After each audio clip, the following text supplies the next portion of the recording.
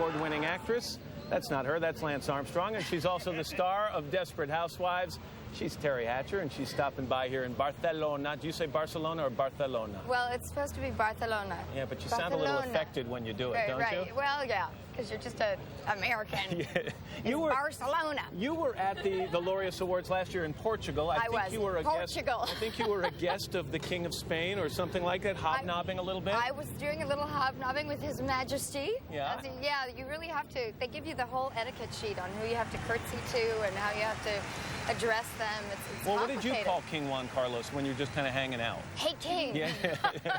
Your Majesty. So tell me a little bit about the Laureus Awards. I mean, why did you want to be involved? Because you are hosting this year. I am hosting, and so I upped my involvement. You know, it's a great charity. They do, the Laureus Awards is sort of the Oscars of sports, but along with that is this Sport for Good Foundation, which is a global campaign that brings sports into underprivileged economic areas, children, and helps provide programs, great programs like that, give incentive to stay off of drugs and, do karate or basketball instead. So it uses these athletes from around the world to inspire people to achieve good things. You are having a great year, by the way. I mean, you've got this, not only Desperate Housewives, you have to be living under a rock to not know how well you're doing with that, but also your book, which came out, Burt Toast and Other Philosophies of Life. And it seems that a lot of people are really kind of connected. Number 4 on the New York Times bestseller list. Why do you think people are responding to it the way they are? I just think that women in general, we really have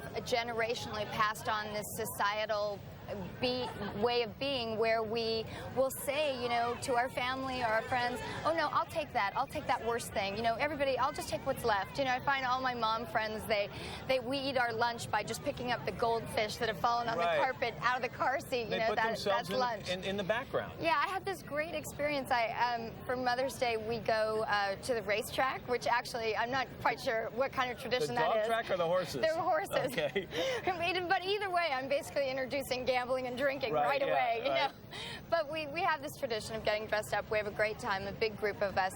And I was making a bet at the track, and this woman came up to me and she said, Teri, I'm sorry to interrupt you, but I just really wanted to let you know how much I'm a big fan of, and I thought she was going to say Desperate Housewives, and she said, of your book. That's nice. That's a change of pace. It was the first time that ever happened to me. It was thrilling. It's part memoir, part self-help book, and you've been open and honest about a lot of the things in your life. I know you dedicate the book to your 8-year-old daughter, Emerson. I do. I'm curious, when you reveal things about yourself and your past and relationships and difficulties, is there a consideration where you have to worry that it's also part of her privacy? Yes, there is, and it's why, I don't go deeply into my marriage or divorce and sort of specifics of that.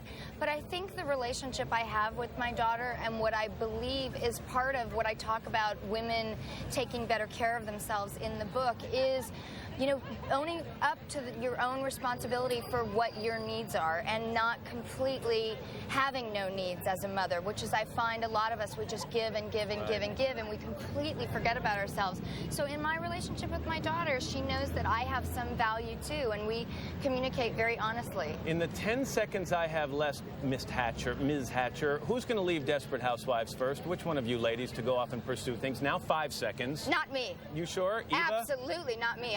Felicity? I work 7 minutes. I don't think it'll be Flicka either. All right, yeah. Good. You heard it here kind of first. We're back in a moment.